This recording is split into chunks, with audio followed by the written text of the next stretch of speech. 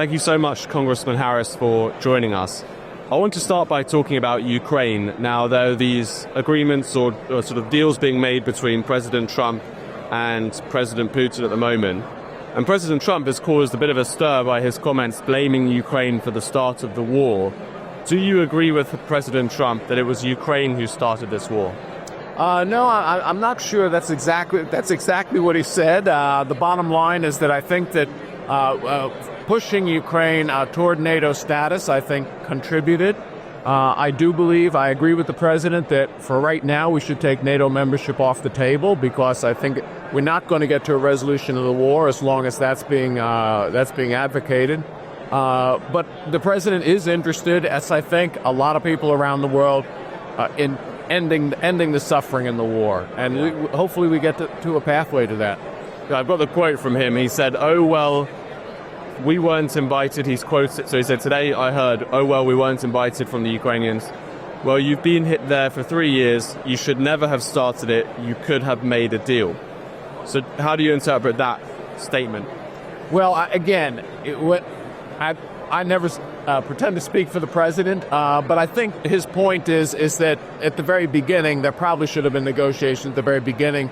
We know, look, America failed when Crimea was invaded. There's no question about it. We should have enforced the Budapest Memoranda. We're partly to blame for that. But again, we're going to have to come to a negotiated settlement. I just don't see any other way out of it. President Zelensky says that Trump is living in a disinformation space.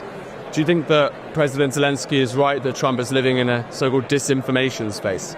Look, I don't know what President Zelensky is talking about. The information is pretty clear. Hundreds of thousands of people have suffered or died in this war.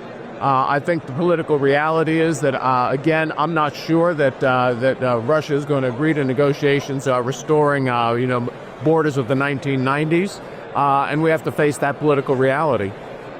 Do you think, or do you agree with President Trump that Zelensky should hold elections in Ukraine? I'm a little concerned that elections haven't been held for a while. If we believe that President Zelensky believes that he's on the right path, then he would be reelected. I'm not sure why they haven't held elections, but it has been a while. Some Americans view Zelensky and Putin as being kind of moral equivalents, both of them being corrupt, semi-dictators. Do you agree with that analysis? Using the internet without a VPN, a virtual private network, is a bit like taking to the road without car insurance. All it takes is one unlucky moment to cost you a lot of cash. This video's sponsor is Private Internet Access. They are the VPN to help keep you safe. Click the link in the description below to find out why over 30 million people have downloaded PIA to protect themselves online. A virtual private network is an app that hides your IP address and helps keep your data private. When you're browsing the internet at home, you give up a large amount of data to businesses, to shops, and indeed to social media giants too. Hackers have the ability to steal your personal data with ease, including sensitive information such as passwords, keystrokes, and even your personal photos. Private Internet Access helps protect your personal data by encrypting your internet connection to keep your data out of the hands of cyber criminals. And it's not just hackers either to be concerned about. Information can be censored too. When Canada passed their C-18 bill, social media giants decided to ban news content on their platforms. But PIA can protect your ability to consume the news and content you love. Private Internet Access is available for Windows users, Mac OS, Android, Linux, iOS, and you can use one PIA subscription to protect an unlimited amount of devices. And we've got a huge GB News discount for you too.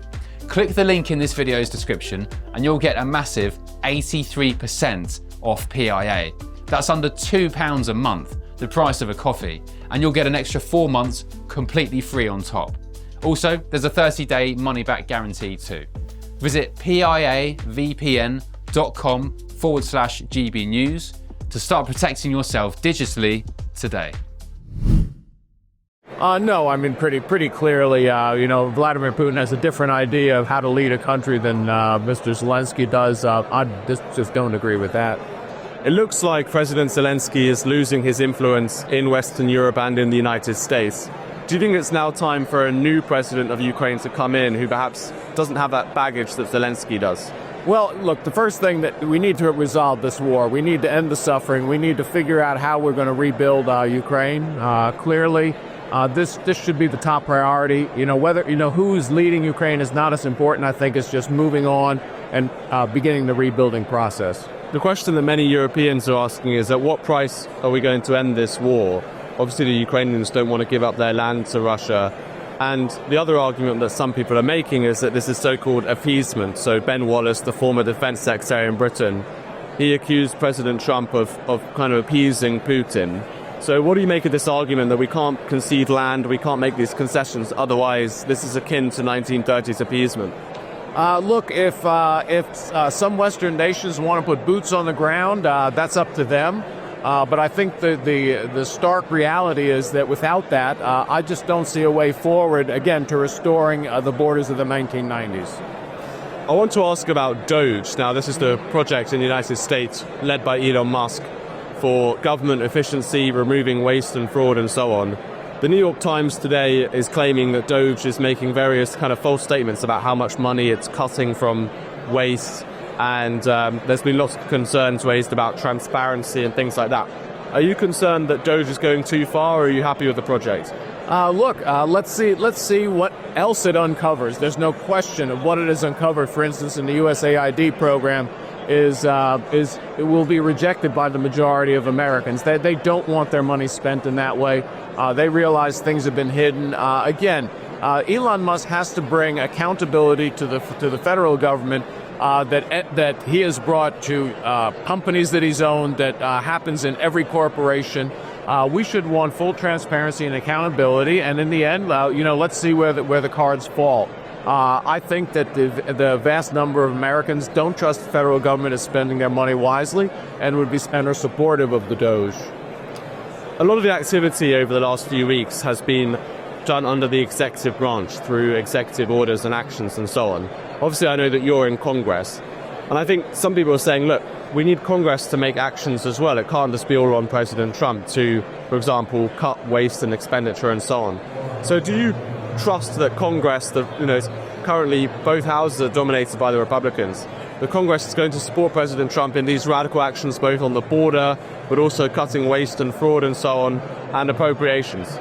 I sit on the Appropriations Committee. I'm the chairman of the House Freedom Caucus. The Freedom Caucus is fully supportive of what the president is doing. There's no question we need to secure our southern border, and we need to create a more efficient and a federal government that just spends fewer taxpayer dollars. The bottom line is we're on board.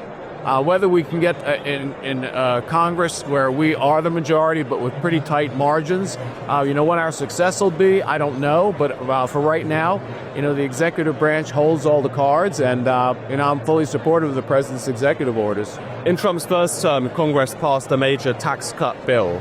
But other than that, you could argue President Trump wasn't particularly successful, particularly in funding his border wall in Congress. Do you see the congressional picture having changed over the last 8 years to become more supportive of President Trump, particularly on the Republican side? Are those Republican members of Congress more kind of aligned with the MAGA agenda today? Well, during his first term, of course, he didn't have the majority for his entire first term, and I think that thwarted some of the things he wanted to do. The difference now is that we not only have the Republicans, for instance, who support border security, but we've already passed a couple of bills through the House, one passed through the Senate, that are border-related bills that got support from a significant number of Democrats. I think the Democrats got the message in the last election that the American people do not want a wide-open southern border, and I think that's being reflected in the actions that Congress is taking now. I want to ask about J.D. Vance's speech to the Munich Security Conference. It caused a major meltdown in European capitals. Even in Britain, he singled out Britain for our attacks on freedom of speech from the government. He said that freedom of speech was on retreat in Europe, and he mentioned some cases. Do you agree with J.D. Vance that Britain has a serious problem with freedom of speech at the moment? Absolutely. I mean, I'm not sure how Britain has wandered so far from the principles first illuminated 1215 in the Magna Carta, of course, upon which the American government is founded on some of the same principles. I'm not sure how they wandered that far from it. But freedom of speech is a basic human right, and it is being abridged in Britain. There's no question about it. And Look, he just called it for what it is. And we'll see what the reaction of the world is. But I suspect that most people expect free speech to be prevalent and welcome in their countries. Do you think America should take a step back militarily from Europe? You've had troops here ever since the end of the Second World War. Some people are saying, look, let's put America first. Europe should pay for its own security, its own defense. And let's put a timeline on actually removing those troops from the continent. No, I think that, it was widely rumored that President Trump, wanted to somehow withdraw from NATO. I never believed that. I didn't believe it during his first term. I don't believe it now. What he does want is he wants Europe to pay what really is their fair share. The bottom line is that NATO is basically a protection from Europe against, obviously, Russian aggression in the more immediate future. And the fact is that America has been paying way more than their share.